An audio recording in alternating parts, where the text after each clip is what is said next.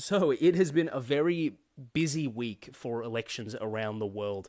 Just this week, we have had an election in Canada, which I briefly spoke about, and just yesterday, we had an election here in Australia. And the Canadian election was quite incredible, and absolutely you should look into it. It was incredible to see, but not to put that election down at all, but I think Australia's election that just happened was probably one of the most astounding results that this country has seen probably in the last 80 years. So a little bit of background.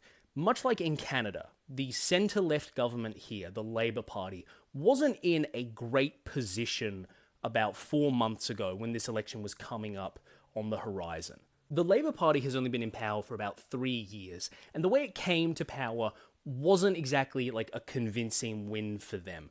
The Conservative Coalition, which I'll be referring to as the Coalition or the LNP, had been in power for about 9 years, and then in 2022, there was an enormous surge in independents and third-party options. And that really, really hurt the Conservative Coalition. They lost a lot of seats. And Labour picked up a few and was able to form a small majority, but everyone really agreed that the reason that power had shifted was not necessarily that the Labour Party was popular, but rather that the Conservatives were unpopular and were losing incredible support to independents and third parties. So after the last election, Parliament looked like this. The Labour Party with a majority, an enormous crossbench of minor parties and independent MPs, and then a gutted Conservative coalition on the other side, losing a lot of ground to those independents. So the Labour Party was not in a resoundingly strong position for a first-term government. So not to flex too much about the Australian political system, but it's unique, I think, amongst a lot of Western democracies in that it actively encourages the support of minor parties. And that is because we use a system called ranked choice voting, where instead of going into the ballot and ticking a box, you rank all the candidates running in your local area in terms of preference from 1 to however many are on the ballot. Once they tally up all the votes in a seat in Australia, if no candidate has 50% of the vote, then they will eliminate the person who has come last in first preferences and then basically give that vote to whoever that person would have voted for if their number one preference wasn't even in the race. This encourages voting for third parties and independents because you can go into the booth with the confidence that you can vote for whoever you want and it won't spoil anything. Whereas in America, if you wanted to vote for the Green Party, you might think, oh no, this might be wasting my vote. It could go to the Democrats. But if you're in Australia, you have the confidence that once the Green Party doesn't win that election, that your vote will go to your second preference, which is then the Labour Party. So it is a great way to ensure that everyone that's elected has 50% of the vote or more, and that no elections are being spoiled by minor parties. And it seems that certainly, at least in 2022, that voters started to realise how much power they actually had, and started voting for other options at record rates, which was a bit of a concern this time around, because the Labour Party was concerned that it was almost certainly going to be forced into minority if at this 2025 election people started voting for minor parties at an even higher extent. And then the Labour Party would have to govern with like some sort of partnership with a few independents, so things were not looking great for them.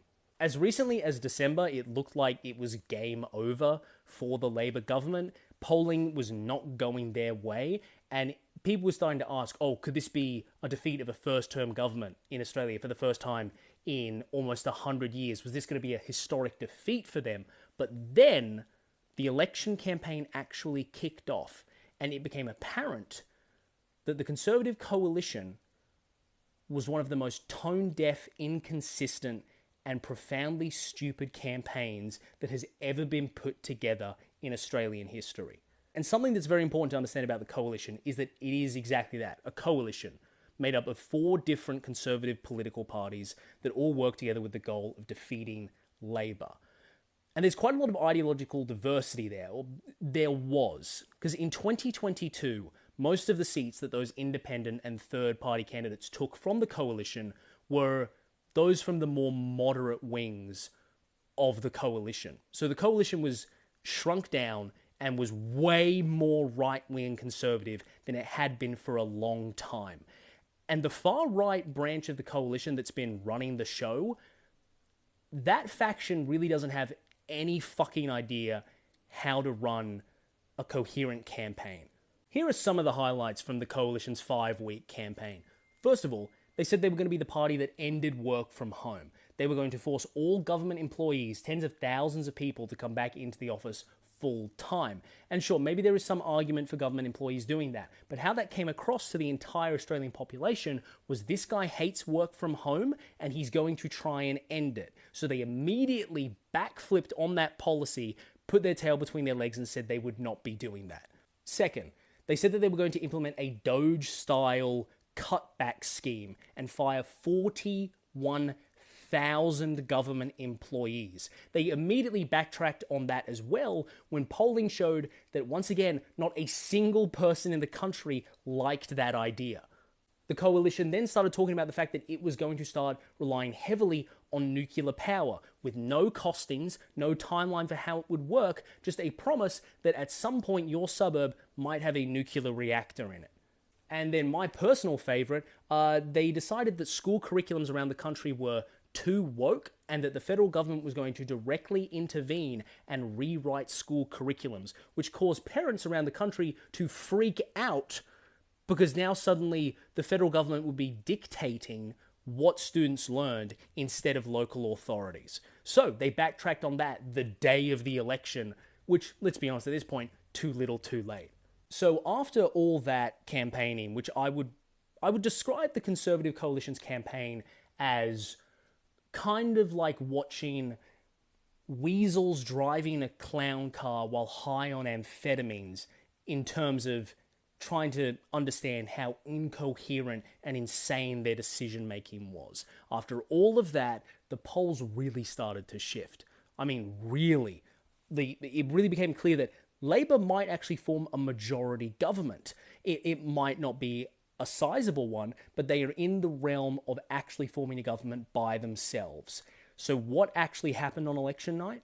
First, let me explain something called the two-party preferred vote. I know there's a lot of explaining here, but in Australia, the Electoral Commission does something really helpful, which is that to give a sense of where voters are and how they feel about the major parties, they publish something called the two-party preferred vote, where they take every vote in the country and basically put it into two piles. Ones where Labor was put higher on the preference list, and ones where the Coalition was put higher on the preference list. Basically, they simulate an election if only the two major parties were an option.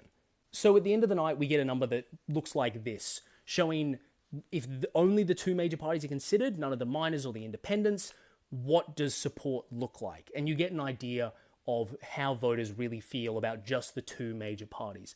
And we would consider this the popular vote at the end of the night. And it normally ranges a little bit. Parties normally are somewhere between like 47 is really bad, 53 is really good. These are the last three. So what did the two-party preferred vote look like last night? The Labor Party won 55-45. They won their highest share of the two-party preferred vote since World War II, when the Japanese were threatening to invade.